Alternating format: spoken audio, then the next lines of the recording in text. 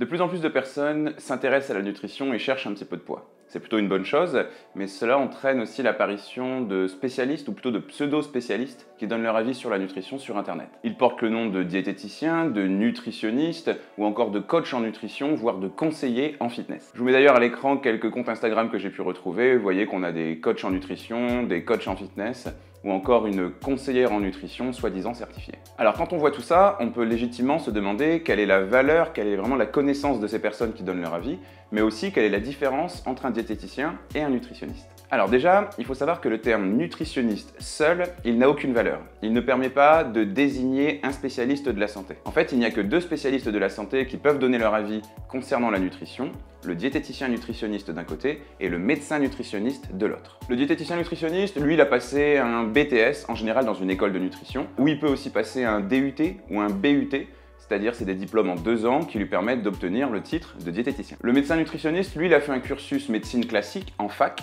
qu'il a ponctué d'une spécialisation en nutrition et endocrinologie d'environ 150 heures de formation. Donc si vous souhaitez prendre soin de votre santé ou perdre un petit peu de poids, moi je vous conseille vivement de vous rapprocher de l'un de ces deux spécialistes. Attention à tous les autres titres que vous pourriez croiser, que ce soit sur internet, dans les médias ou encore dans des boutiques de régime telles que Nature House ou Diète Plus. En voyant un petit peu la différence de niveau d'études qu'il va y avoir entre le diététicien et le nutritionniste, on peut logiquement se demander lequel des deux est le plus compétent pour conseiller un patient. Et comme les études de médecine sont vues comme étant très difficiles, bien plus difficiles que celles de diététique, on se dit que le médecin est forcément plus compétent que le diététicien. C'est pas forcément le cas, disons que la réalité elle est un peu plus complexe que celle-ci et un petit peu moins binaire aussi. C'est pas du tout le diplôme qui fait la qualité du praticien, notamment par exemple parce que le BTS diététique est certes plus court, mais pendant le BTS de diététique, on ne parle que de nutrition. Là où le médecin nutritionniste, il va avoir un cursus de médecine où il va aborder plusieurs notions qui ne sont pas spécialement liées à la nutrition, je pense à l'optique par exemple, et où finalement, comme je vous le disais, on est plutôt sur une moyenne de 150 heures de formation en nutrition. En plus de ça, le BTS diététique est particulièrement compliqué, particulièrement dense. J'ai souvent entendu dire que c'était le BTS le plus dur. On est d'ailleurs l'un des seuls pays du monde à faire le BTS diététique en 2 ans, là où ailleurs c'est plutôt 3, 4, voire même 5 ans. Il y a d'ailleurs de nombreux étudiants qui militent pour essayer de faire passer le BTS diététique en 3, 4 ou 5 ans, comme on le fait ailleurs sur Terre, tout simplement pour que le diplôme soit un petit peu plus digeste. Digeste, nutrition, vous l'avez. Bref, tout ça pour dire que c'est pas du tout la difficulté du diplôme qui fait la qualité du praticien. Malgré tout ça, je dois quand même avouer que lorsque j'ai terminé mon BTS diététique, je l'ai trouvé un petit peu limitant dans son contenu et je me sentais pas vraiment prêt à aller travailler, à aller exercer juste après l'avoir obtenu. C'est d'ailleurs ce qui m'a poussé à continuer mes études. Disons que je me sentais vraiment prêt à équilibrer des menus, à faire de la perte de poids, à équilibrer la glycémie d'un patient par exemple. Ça, c'est des choses auxquelles on est vraiment préparé grâce au diplôme, que ce soit par les cours ou grâce au stage. Mais tous les profils un petit peu plus particuliers, j'avais peur de ne pas être à la hauteur. Des maladies très rares, des profils psychologiques très instables par exemple. J'avais peur qu'une fois que je serais face à ce type de patient, je sois un petit peu décontenancé parce que je sentais que la formation n'était pas à la hauteur à ce sujet-là. D'ailleurs, je me rends compte aujourd'hui que si j'avais arrêté mes études juste après mon diplôme de diététicien, j'aurais pas du tout les compétences que j'ai aujourd'hui et encore moins la vision de la nutrition que j'ai aujourd'hui. Bien, pour moi, il y a 3 aspects du BTS diététique qui sont un petit peu limitants. Dans un premier temps, on ne fait que très peu, voire pas du tout de psychologie, alors que la psychologie, elle est absolument essentielle dans mon métier. Que ce soit pour cerner le profil d'un patient, pour lui dire les choses avec tact ou encore pour l'inciter à modifier progressivement ses habitudes à son rythme. Ensuite, je dirais que le contenu de la formation est parfois un petit peu limitant concernant certaines pathologies. Je me souviens que dans le cursus, j'ai pas du tout abordé des maladies telles que la dépression ou encore le syndrome polykystique ovarien qui font partie des pathologies que je rencontre le plus souvent au sein de mon cabinet. En plus de ça, on ne parle pas vraiment de la création d'outils de vulgarisation scientifique. On nous présente des notions, mais on ne nous enseigne pas comment les expliquer le plus facilement possible, à des personnes un petit peu déficientes ou à des enfants par exemple. Et ça, je pense que c'est quelque chose qui mériterait d'être un peu plus central dans la formation, parce que trouver les bons leviers pour expliquer quelque chose à un patient, utiliser des techniques d'éducation alimentaire, pour moi c'est absolument fondamental dans mon métier. Et enfin, je dirais que le BTS diététique manque un petit peu de solidité scientifique.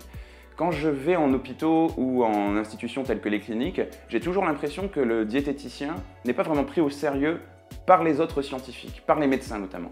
Comme si on n'était pas soignant à la même échelle, comme si on était un petit peu moins scientifique, un petit peu moins savant. Et ça, je pense que c'est dû au contenu, à la formation du BTS diététique. Par exemple, c'est seulement en continuant mes études qu'on m'a appris à avoir un esprit critique vis-à-vis de certaines notions de santé qu'on pouvait me donner un petit peu comme acquises. Ou c'est seulement en continuant mes études qu'on m'a appris à décrypter les résultats d'études scientifiques qui sont menés par certains chercheurs en nutrition finalement. Malgré cela, et malgré le fait que je trouve que le BTS a quelques failles, un diététicien peut tout à fait être au moins aussi compétent qu'un médecin pour vous accompagner dans votre perte de poids ou dans la modification de votre alimentation. Parce que finalement, ce qui fait la qualité d'un thérapeute, c'est pas forcément son diplôme, mais surtout le parcours de formation qu'il a eu et qu'il continue d'avoir au quotidien. Effectivement, il y a de nombreux diététiciens et de diététiciennes qui, après l'obtention de leur diplôme, conscients qu'il est un petit peu limitant, passent des diplômes supplémentaires ou des formations pour acquérir des compétences supplémentaires. Des formations en pédiatrie, en nutrition de la femme enceinte, en micronutrition, en nutrition du sportif, etc., etc. Un médecin qui n'a pas remis ses connaissances en question depuis 20 ans et qui n'a pas fait de formation vous sera pas du tout plus utile qu'un diététicien qui a certes fait des études moins compliquées, mais qui lui actualise souvent ses connaissances grâce à des diplômes ou des formations. Dans tous les cas, moi je suis personne pour juger de l'efficacité ou du parcours d'un thérapeute. Je vous invite juste à bien vous renseigner sur les compétences de ce thérapeute et sa qualification pour vous accompagner efficacement dans votre modèle alimentaire. Avant d'aller un petit peu plus loin dans la vidéo, on fait une petite pause et je vous invite, si ce n'est pas encore fait, à vous abonner à cette chaîne YouTube. C'est le meilleur moyen de me soutenir et de ne rien rater des prochaines vidéos qui vont sortir. Bien, après tout ça, vous pouvez logiquement vous demander quel est mon parcours et quelle est ma légitimité pour vous parler de nutrition. Alors comme je vous l'ai dit, j'ai commencé par un BTS diététique. J'ai ensuite continué par une licence en alimentation santé qui m'a permis de bien approfondir mes compétences et de bien comprendre tous les mécanismes qui se passent dans notre corps lorsque l'on mange. Dans cette licence, j'ai eu la chance de faire un semestre d'études au Canada, à Montréal, en centre de recherche. J'ai travaillé avec des personnes qui sont des pointures, qui sont des sommités dans leur domaine et ça m'a vraiment été utile pour me forger un esprit scientifique très solide. D'ailleurs, j'ai bien failli ne jamais revenir en France, tout simplement parce que déjà le Canada c'est très cool. Et puis en plus de ça, à la fin de mon projet, ils m'ont proposé de me garder, de m'embaucher et de me financer un sujet de thèse. J'ai longtemps hésité, mais la recherche ça va un petit peu trop lentement pour moi, c'est un petit peu trop frustrant. Et comme la patience, c'est pas la première de mes qualités, j'ai préféré refuser et continuer mes études en France. J'ai donc continué par un master en ingénierie de la santé, spécialité nutrition santé, à l'école Polytech d'Angers. Ça m'a permis de découvrir d'autres visions de l'alimentation équilibrée et ça m'a permis d'approfondir encore plus ma connaissance de tous les mécanismes qui peuvent être liés à l'alimentation, mais aussi et surtout à la prise ou à la perte de poids et à la nutrition santé. Une fois mes études terminées, j'ai fait un an de bénévolat associatif et puis derrière j'ai continué en faisant différents petits diplômes ou différentes formations.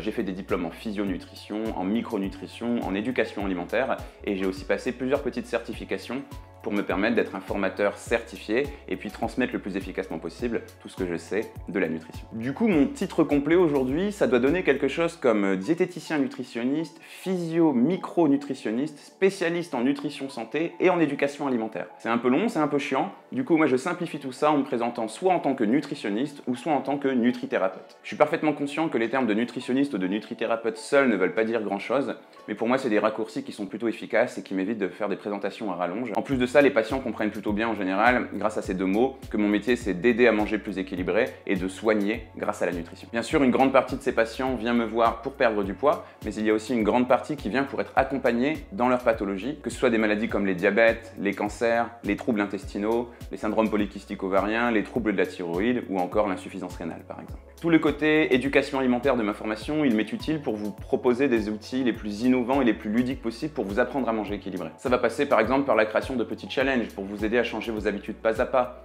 par la mise en place de fiches de vulgarisation scientifique pour simplifier le plus possible les notions qui permettent de comprendre ce qu'est une alimentation équilibrée, ou encore par la création de contenus digitaux comme certains articles que je peux écrire ou la vidéo que vous êtes en train de regarder. En gros, je suis persuadé que manger équilibré, ça s'apprend et mon rôle c'est de vous y aider en vous proposant des outils les plus efficaces possibles qui vont plus loin que la simple consultation. D'ailleurs, ce sont tous ces outils, des fiches recettes, des challenges, des exemples de menus, des listes de courses, des vidéos explicatives que j'ai rassemblés dans un énorme pack pour vous apprendre à manger équilibré.